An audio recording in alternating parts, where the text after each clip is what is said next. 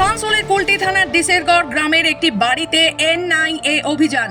সূত্রে খবর, মঙ্গলবার ভোর থেকে অধিকার সংগঠনের নেত্রী সুদীপ্তা পালের বাড়িতে এনআইএ এবং স্পেশাল টাস্ক ফোর্সের যৌথভাবে তল্লাশি অভিযান শুরু করা হয়। সুদীপ্তা পাল একটি ভাড়া বাড়িতে থাকতেন, তবে কি কারণে এই অভিযান তা এখনো পর্যন্ত জানা যায়নি। ঘটনাস্থলে বিশাল পুলিশ বাহিনী।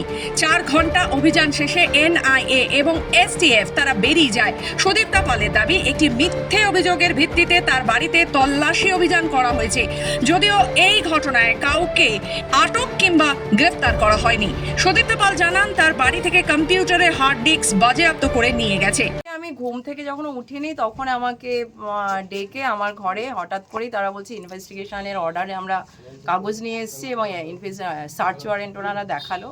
এবং সার্চ ওয়ারেন্টে আমি শুধুই যেটা বোঝা গেল সেটা হচ্ছে যে একটা রাঁচির কেসে তাদেরকে, রাঁচির যিনি ইনভেস্টিগেশন অফিসার তাদেরকে এনআইএকে আমার ঘর সার্চ করার পাওয়ার দিয়েছে। সেটার ভিত্তিতে ওনারা আমার ঘর সার্চ করার নামে ঘর তন্নাস্তি করেছে পুরো, এবং সমস্ত কিছু ওলটপালট করে তারা, যেটা সব থেকে সমস্যা হয়েছে, আমার যেটা অ্যান্ড্রয়েড ফোন নিয়ে গেছেন, হার্ড ডিস্কটা নিয়ে গেছেন, যেটা আমার একমাত্র কম্পিউটার, যেটাতে আমরা কাজ করি। আমাদের আজকেও কিছু চিঠি লেখার কথা, এই সামনে 10 তারিখে আমাদের হিয়ারিং আছে আরএলসিতে, সেগুলো কোনোটাই আমরা করতে পারবো না।